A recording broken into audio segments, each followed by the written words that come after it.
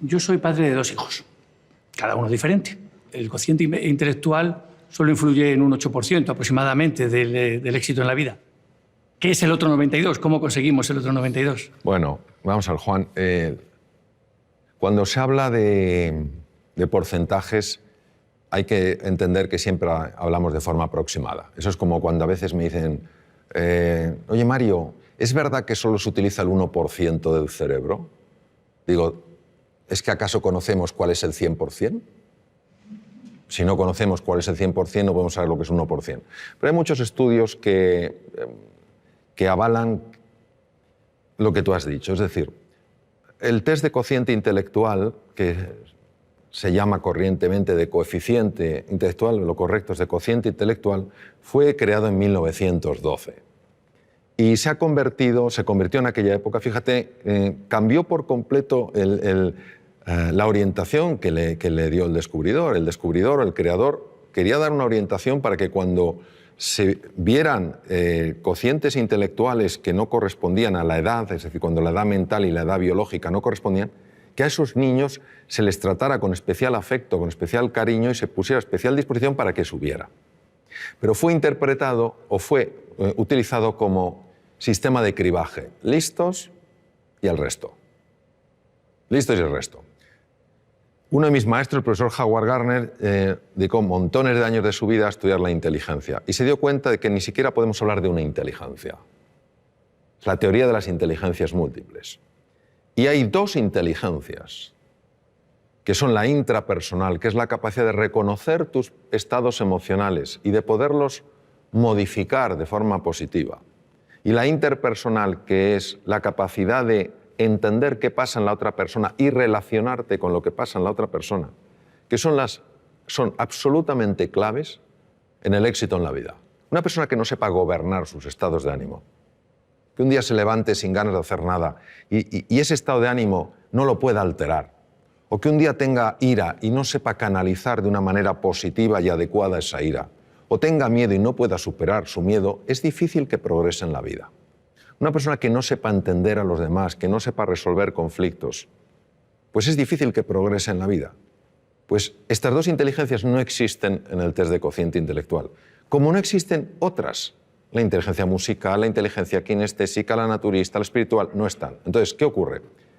Que vista la relación que hay entre éxito en la vida, en un sentido amplio, a lo mejor hay que redefinir lo que es el éxito, y cociente intelectual, se ve que efectivamente un porcentaje enorme de personas que han tenido éxito, ese éxito no es atribuible a su test de cociente intelectual. Esto es magnífico porque no niega que el cociente intelectual sea importante, lo que hace es expandir nuestro concepto de la inteligencia. Entonces, sobre tus hijos. Efectivamente, tus hijos son diferentes y es maravilloso que los veas así. Porque si no los vieras diferentes, si los vieras como tú, es que a lo mejor estás proyectando en ellos tu propia forma de ser, ¿no? Habrá uno de tus hijos, tal vez tenga un tipo de inteligencia, el otro tendrá otra. Lo que es importante es que siempre, cuando estén contigo, sientan que son inteligentes. Hemos caído en el tremendo error, y una persona de la que yo aprendí mucho, Sir Ken Robinson lo marca mucho, como de hacer que solo un tipo de persona es la adecuada, ¿no? Necesitamos múltiples perfiles. Un pavo real no es ni mejor ni peor que un águila real. Entonces, cuando un hijo nota, siente que es valioso, que tiene inteligencia, que tiene una forma distinta de procesar que el otro, su autoestima no es dañada. Es que la autoestima es clave porque al final nuestra capacidad de hacer frente a los desafíos o nuestra incapacidad, la mayor parte de las veces nada tiene que ver con el mundo real, tiene que ver todo con el mundo mental. Te voy a poner un ejemplo. En el Reino Unido se hizo un estudio fascinante. Se hicieron 2 grupos, se buscaron dos grupos de estudiantes homogéneos en cuanto a edades, aproximadamente con el mismo background cultural, pero con 2 diferencias. Una de ellas era que uno de los grupos eran teóricamente chicos bastante más inteligentes que el resto según el test de cociente intelectual. Pero estos que eran más inteligentes objetivamente de acuerdo al test de cociente intelectual pensaban que la inteligencia era algo fijo, que no se podía expandir. El otro grupo era un grupo de chicos teóricamente con menor inteligencia, según el test de cociente intelectual, pero que creían que la inteligencia con el esfuerzo se expande. Les pusieron una serie de problemas de matemáticas complejos. El grupo de los chicos, entre comillas, más inteligentes, al ver que no lo podían resolver y dar por hecho que la inteligencia no se expandía, abandonaron. El tiempo no era un tiempo reducido, les daban tiempo. Abandonaron, diciendo, si no lo soy capaz de entenderlo, no hay nada que hacer. Me falta la inteligencia necesaria para hacer frente a este problema.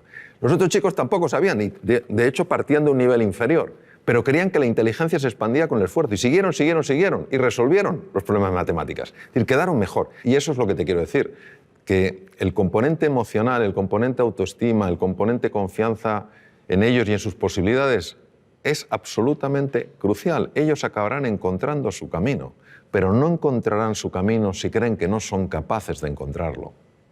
Para mí tu libro Reinventarse es una magnífica lectura para momentos complicados y personas que pueden necesitar un cambio en su pensamiento.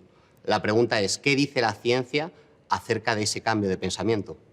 Bueno, la ciencia, Lorenzo, incluye múltiples campos. Entonces me voy a referir, si te parece, a la neurociencia. ¿Te parece? La neurociencia en esto es absolutamente clara y, de hecho, Reinventarse lo basé en lo que la ciencia ha descubierto, la neurociencia. Sobre todo lo que se llama la neurociencia afectiva, ¿no? Cómo el cerebro procesa las emociones y los afectos. Sentimientos y emociones están conectados, pero son dos cosas distintas. Y es un tema fascinante que, fíjate, la envergadura que tiene, que ya nuestro premio Nobel, Santiago Ramón y Cajal, premio Nobel en 1906, ya lo intuyó. En aquella época era imposible con la tecnología del momento poderlo demostrar, pero era un hombre tan absolutamente genial en su forma de ver las cosas que él lo intuyó. Cuando dijo, todo ser humano, si se lo propone, puede ser escultor de su propio cerebro. Las personas muchas veces no cambiamos no porque no se pueda cambiar, sino porque no estamos dispuestos a hacer lo que hay que hacer para cambiar. Ni tenemos el nivel de inspiración y de ilusión suficiente como para estar verdaderamente comprometidos y levantarnos después de cada caída, ni tenemos una estrategia que funcione y que podamos aplicar, ni a veces tenemos la disciplina necesaria para ir incorporando ciertas prácticas en el día a día. Cuando uno tiene la inspiración, es decir, ves una posibilidad en tu vida que dices, oye, si esto apareciera en mi vida, oye, voy a otro nivel. Cuando tenemos una estrategia que no tiene que ser ni sofisticada ni compleja, sino sencilla, estos son los pasos que he de seguir. Y cuando tú cada día te vas entrenando, es inevitable que se produzca un cambio en la citoarquitectura del cerebro. Es inevitable. Se forman nuevas conexiones, se forman nuevas vías y se forman nuevas neuronas, al menos en dos lugares. Uno no viene al caso porque no tiene, en principio, demasiada relevancia en el mundo en el que estamos hablando, pero el otro sí, que son los hipocampos.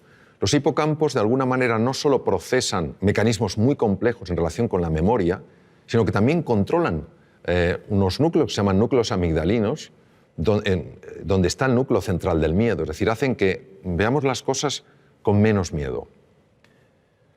Todos nosotros podemos cambiar, podemos activar genes, podemos desactivar genes, podemos crear nuevas conexiones. Entonces, ¿qué nos dice?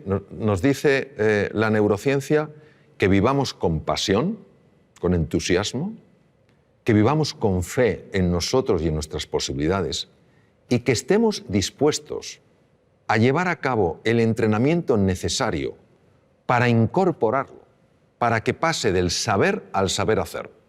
Y cuando uno está con personas realmente relevantes en el mundo del deporte, en el mundo de la ciencia, te das cuenta de la disciplina que ponen en su vida. Todos los días se entrena. No hay un día que digan, no, hoy no me entreno. Se entrenan un poquito. Y eso es una maravillosa oportunidad porque quiere decir que nuestro pasado no tiene por qué predecir nuestro futuro. Si una persona quiere cambiar cómo ha vivido hasta ahora, lo puede hacer. Ahora necesita estos ingredientes. Un verdadero entusiasmo, una motivación que le genere el compromiso, una estrategia que sea razonable, no tiene que ser compleja, y una práctica constante para que al final no haya nada que creerse, porque tú mismo lo puedes verificar. Por ejemplo, yo aprendí inglés ya siendo un adolescente y para mí el inglés era absolutamente imposible. O sea, es que no me entraba nada. Y lo que me entraba no se me quedaba. Y lo que a lo mejor se me quedaba luego no lo recordaba. Con lo cual era ultra frustrante. Y parecía que eso era un muro que no se podía romper.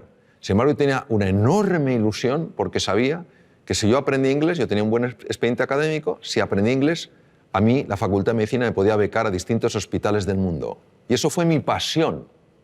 ¿Qué estrategia tenía? Pues en aquella época, yo ya tengo mucha juventud acumulada, en aquella época había un libro que era muy básico, no había sistemas tan avanzados como el Vaughan y todo esto, había un sistema muy básico que era un manual y me ponía a leer las lecciones. 10 minutos todos los días, con esa pasión y con la ilusión de que se me quedara algo.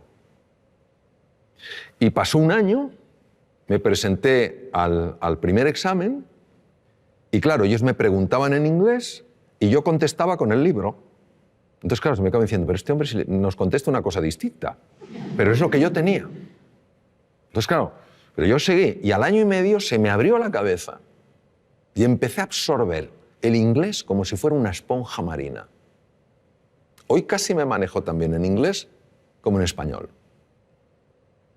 Entonces, lo que te quiero decir es que si fui capaz de romper ese muro partiendo de la incapacidad absoluta de entender, o sea, no es que para mí el inglés fuera difícil, es que era imposible, pero que necesité una inspiración.